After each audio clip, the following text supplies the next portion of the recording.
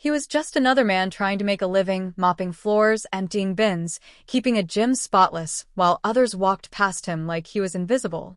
But one day, someone decided he wasn't invisible anymore. A martial arts champion, proud and arrogant, called him out, not for praise, but for amusement. "Let's see what you've got," he said, laughing. What happened next wasn't just a spar. It was a lesson that shattered egos, silenced a crowd, and exposed something far deeper than pride. Because sometimes, respect is earned in ways no one expects. For nearly 10 years, Marcus had worked at the same downtown gym. Every morning before sunrise, he arrived quietly, unlocking doors, sweeping sweat from the mats, polishing trophies that didn't have his name on them. Most people barely noticed him. To them, he was just the janitor, the man who blended into the background, whose quiet presence went unseen but whose work kept everything shining. Marcus didn't mind. He took pride in doing things right, in earning his pay through honest work. Yet behind his calm smile was a man who'd been through far more than anyone around him could imagine, a man who knew the sting of being judged before speaking a single word. The gym was his peace, a place where discipline and respect were supposed to mean something. But lately, he'd felt a different kind of energy in the air, murmurs, glances, a few too many jokes whispered when he passed. Still, Marcus kept his head down. Until one Friday afternoon, when a visiting martial arts champion arrived, a man known for his pride as much as his skill. The moment their eyes met, something unspoken passed between them. Amusement on one side, quiet dignity on the other. Neither knew it yet, but that brief glance would ignite a moment that no one in that gym would ever forget.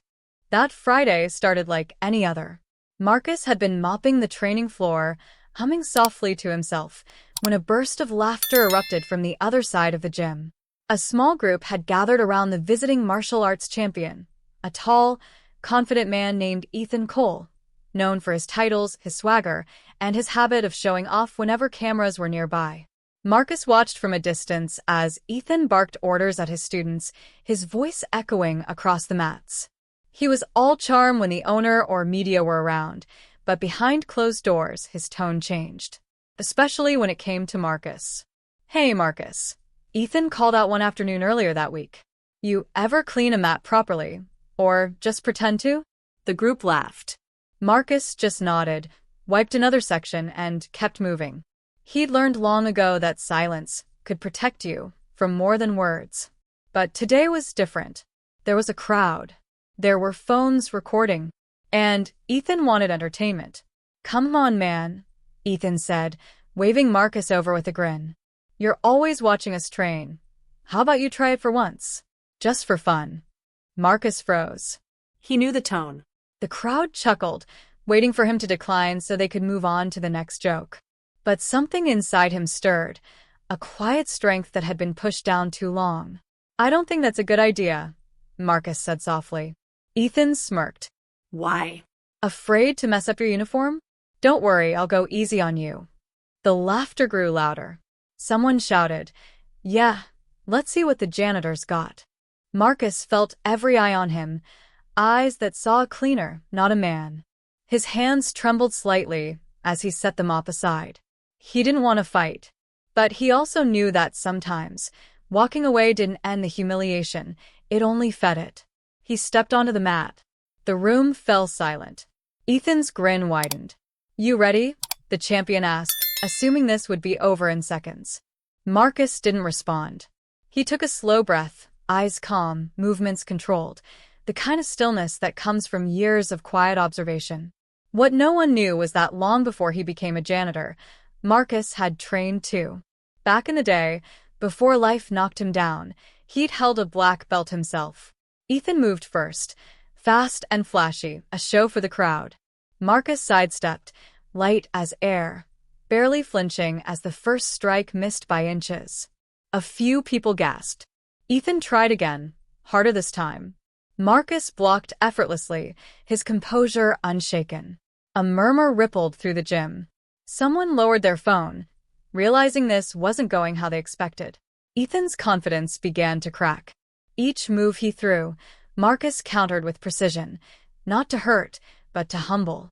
Sweat glistened on Ethan's brow. The laughter had stopped.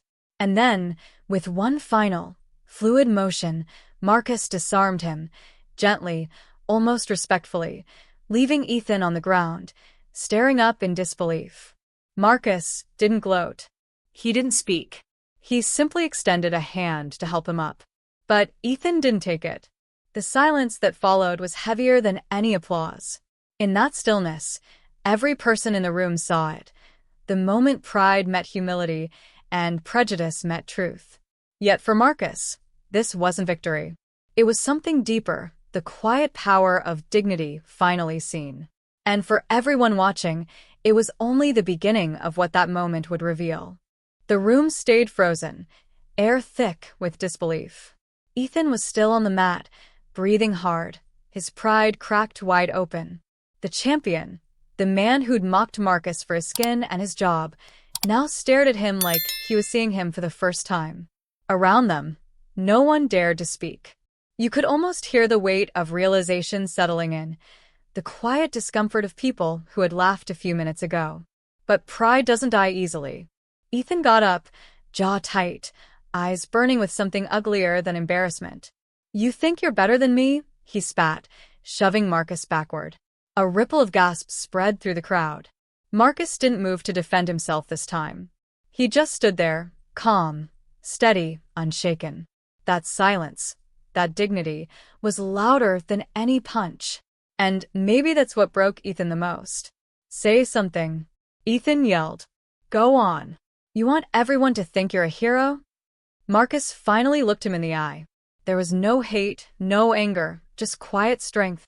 "No," he said softly. "I just wanted to be treated like a man." Those words hit harder than any strike could. The crowd shifted uncomfortably. A few lowered their heads. One of the gym members whispered, "He didn't deserve that." Another slowly started clapping. Then another. Ethan's defiance crumbled under the weight of that moment, under the truth that everyone had just witnessed. His shoulders dropped, his arrogance drained, and for the first time, he seemed small. Marcus picked up his mop and quietly walked back toward the far corner of the gym. No victory speech. No gloating. Just a man returning to his work, as if to remind them that respect isn't given through titles or trophies. It's earned through character. Behind him, the silence lingered, deep, uneasy, and unforgettable. Because what everyone saw that day wasn't just a sparring match. It was a mirror, showing exactly how prejudice looks and how easily it shatters when faced with truth. And that was the moment the story stopped being about a janitor and started being about all of us. In the days that followed, the gym felt different. The laughter that once echoed behind Marcus's back had quieted. People greeted him now. Awkwardly at first, then sincerely. The same ones who used to walk past without a glance began holding the door, offering handshakes, even apologies they didn't know how to word. Ethan stopped showing up altogether. Rumor had it he'd moved his training elsewhere, unable to face the man he once mocked. But Marcus didn't gloat, didn't post, didn't speak about what happened.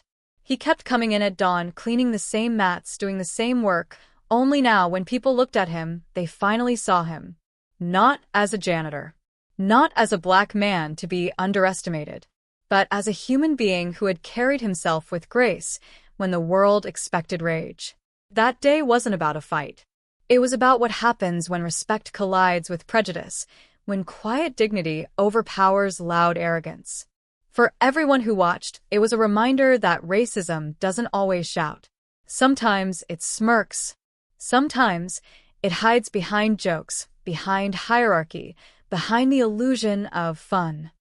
Marcus's victory wasn't measured in applause or pride, but in the silence that followed, the kind that makes people question who they are, how they see others, and what they choose to ignore. Because every day, somewhere, someone like Marcus is being underestimated, not because they lack strength, but because others refuse to see it.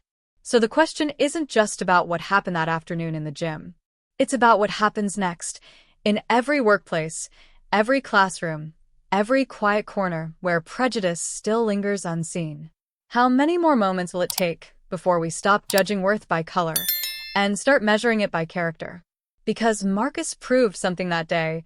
Sometimes the loudest lesson comes from the quietest soul.